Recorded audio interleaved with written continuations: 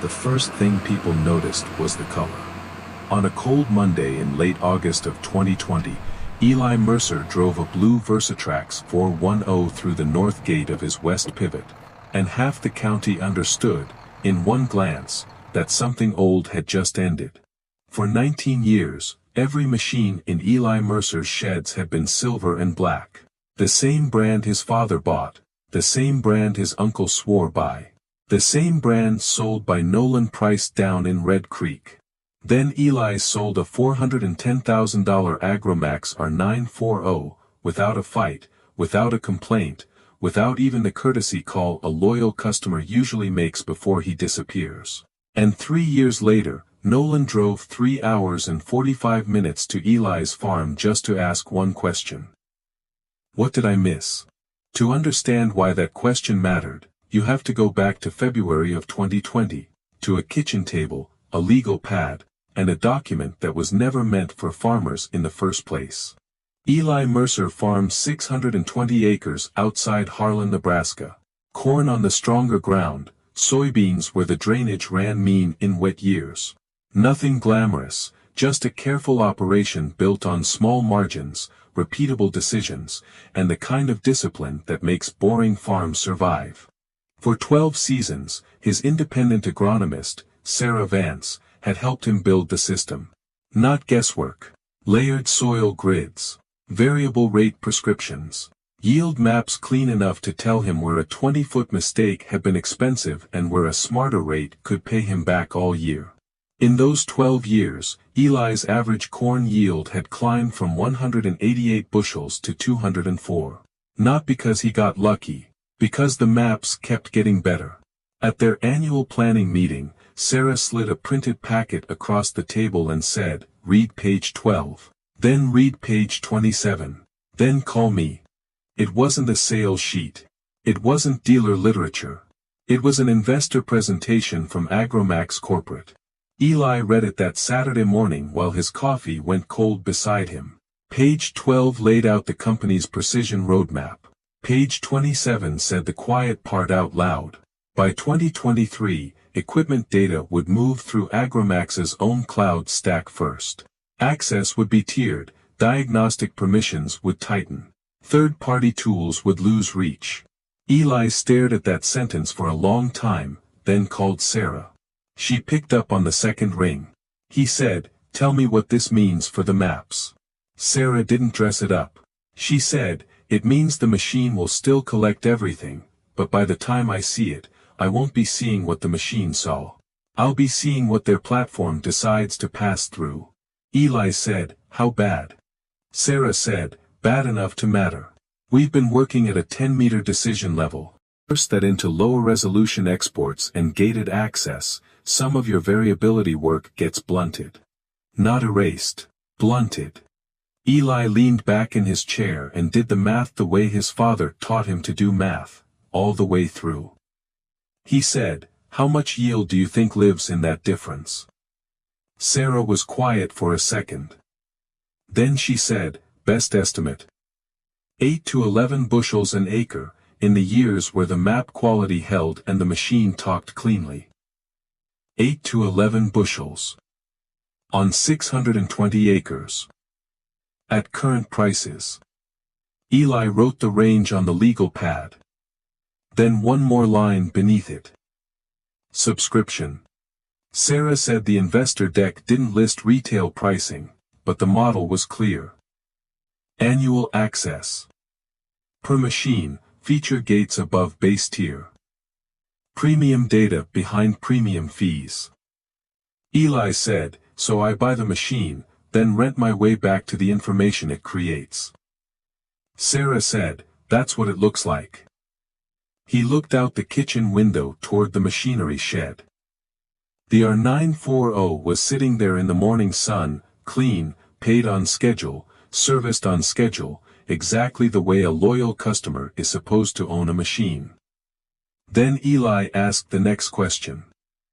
What about Ben Holcomb? Ben was his mechanic. 58 years old, independent shop on Route 14.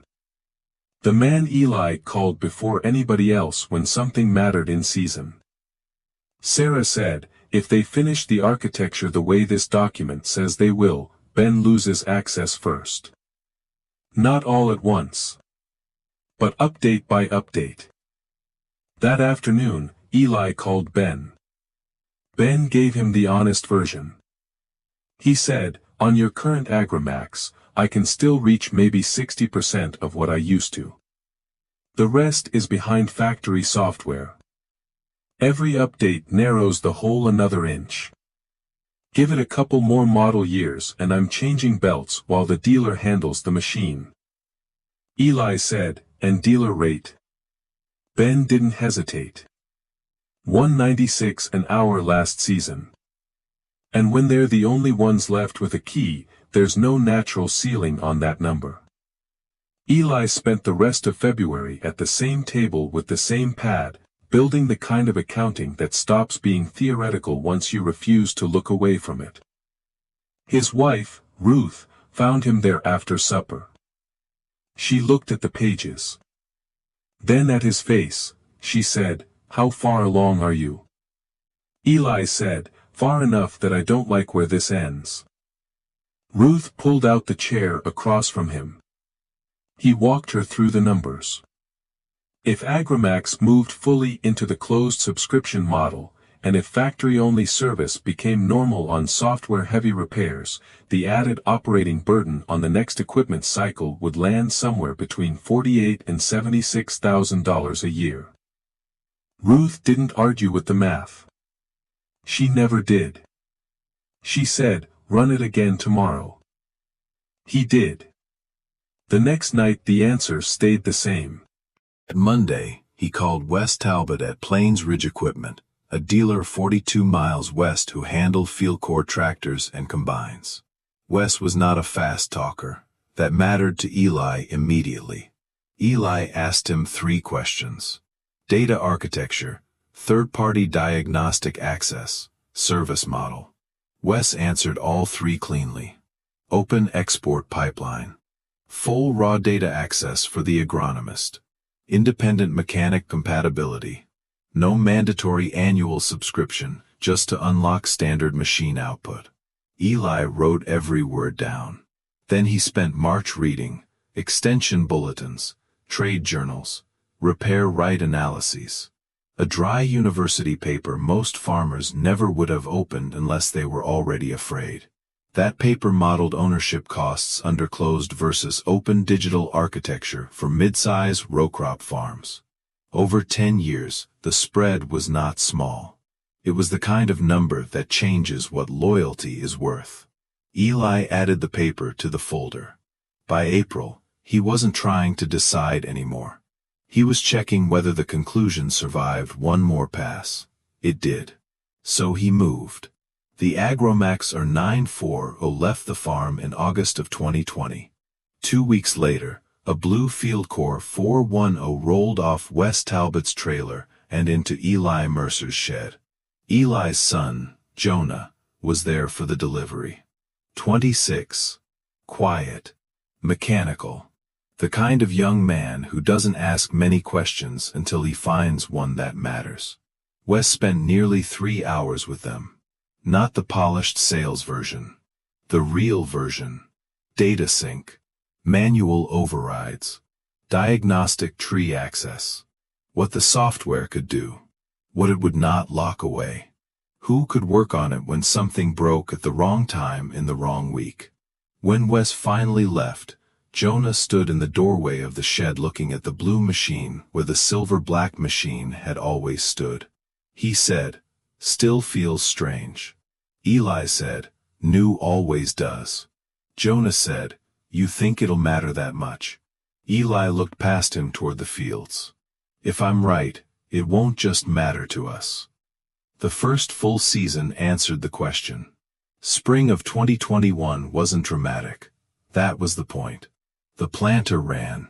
The exports stayed open. Sarah pulled the raw files directly. Ben plugged in without asking permission from a manufacturer 3 states away. And when harvest finished, the numbers came in stronger than Eli had ever logged on the old system. 212 bushels across the corn ground. His previous best on Agromax had been 204. Sarah was careful, because serious people are careful. She said weather helped. Timing helped. Management helped. Then she tapped the map and said, but 6 of those bushels. Those came from being able to see the field clearly again. 6 bushels an acre. Across the operation. That's when the story stopped being private. At the co-op that November, Eli's neighbor Curtis Lane finally asked him why he'd switched. Curtis had bought from Nolan Price for 23 years. He asked the question the way men ask questions only after they've watched something long enough to stop pretending they aren't curious. Eli didn't pitch him. Didn't bait him. Didn't recruit him. He said, come by Saturday. I'll show you. Curtis came. Eli laid the folder on the kitchen table. Investor deck. Legal pad. Service history. University analysis. Yield comparison. Not in the most dramatic order. In the clearest one. Curtis read every page. Then he said, this is their own investor material. Eli said, downloaded before I made the move. Curtis asked about Sarah. Asked about Ben. Asked whether old map history would transfer. Eli answered what he knew and pointed him to the people who knew the rest. Curtis left. Then came back 2 weeks later with better questions. By March, he had ordered a field corps. He wasn't the last.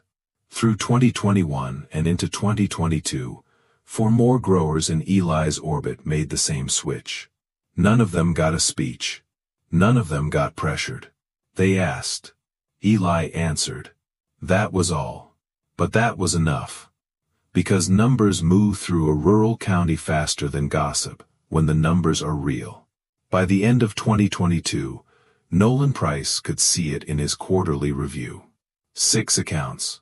4 of them clustered inside one trading radius. A pattern clean enough to hurt. Nolan had sold equipment for 20 years. He knew what normal churn looked like. This wasn't normal churn. This was a line running backward from lost revenue to one farm outside Harlan. His service manager, Mark Doss, told him what he'd heard. Eli Mercer had built a case. He had the documents. He walked people through them at the kitchen table. And the case, as far as Mark could tell, was accurate. Nolan asked the question every manager asks, when the answer is already going to hurt. Accurate how? Mark said, accurate enough that I can't poke a hole in it. Our labor rate went from 152 to 198 in 3 years. The lockout complaints are real.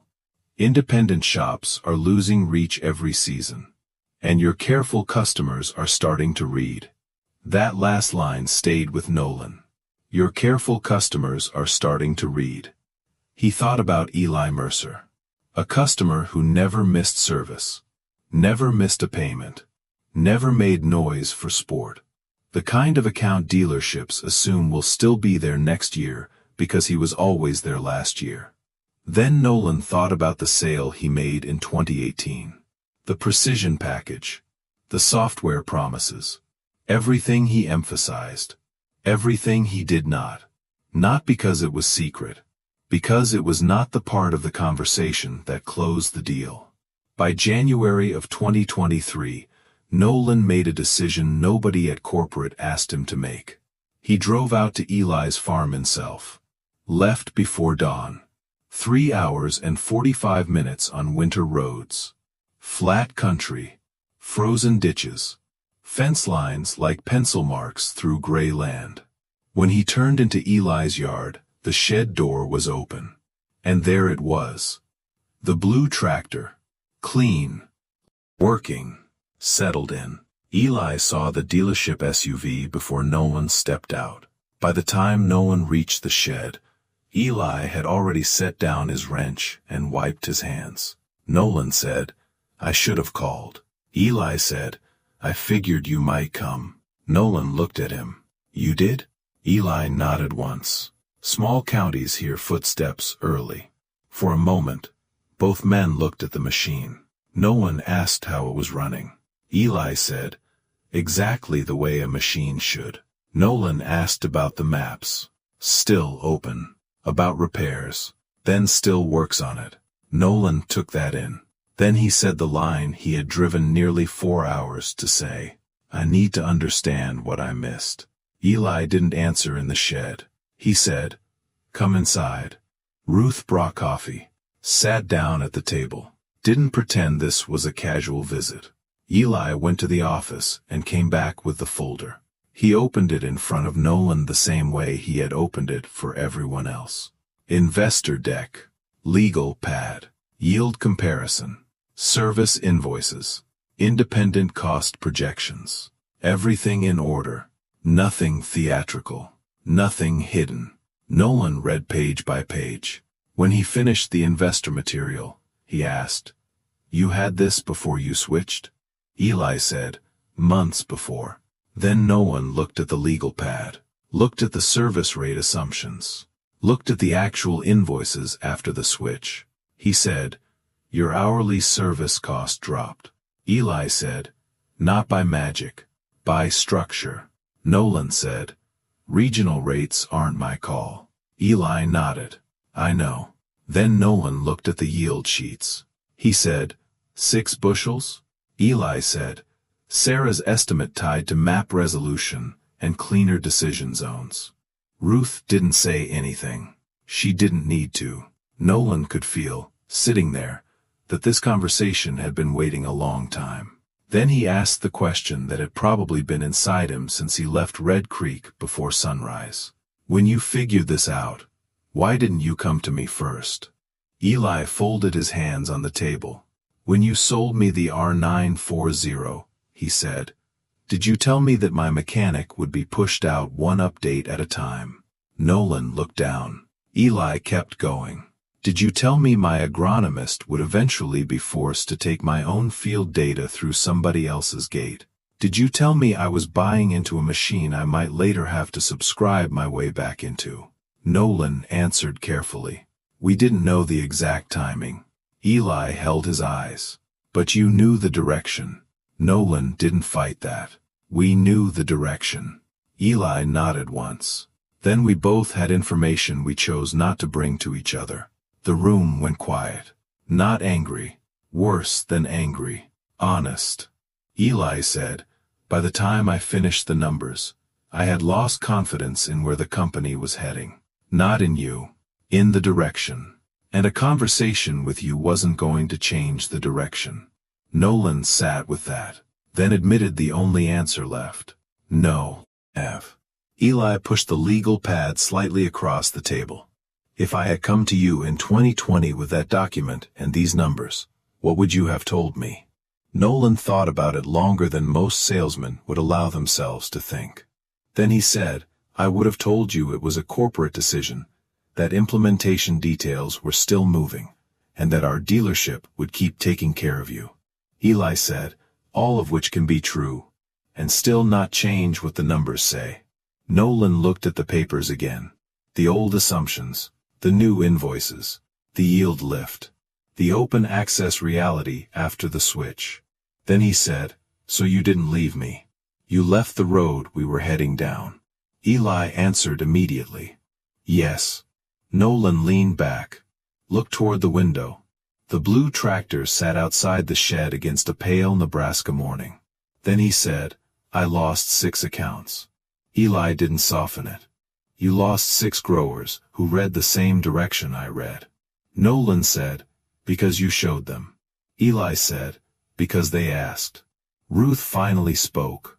They asked because Eli is the one people here trust when they want the whole answer. That landed. Nolan nodded once. He knew it was true. After a while, he asked the question that mattered more than the first one. What do I do with this?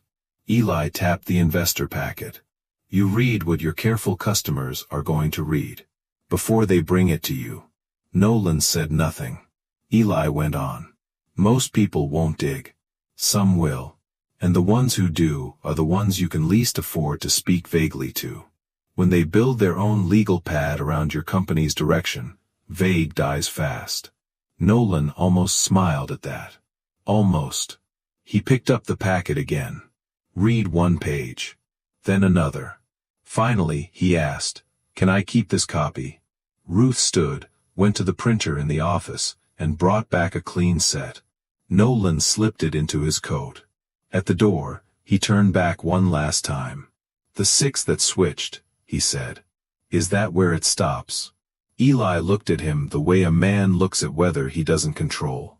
"I don't knock on doors, Nolan. I don't campaign. I answer direct questions with complete answers. Whether it stops at 6 depends on how many people ask next. And what you say when they do." Nolan stood there a second longer, then nodded and walked out into the cold. Eli watched from the kitchen window as the SUV backed down the lane and disappeared past the cottonwoods. Ruth looked at the folder still open on the table. She said, "He'll read it." Eli said, "He might." She said, "Might get in front of it." Eli looked toward the shed. "For their sake, I hope so." A few minutes later he was back outside, checking the blue tractor the same way he checked every machine before work. Fluids. Lines. Tires. Nothing ceremonial. Just care.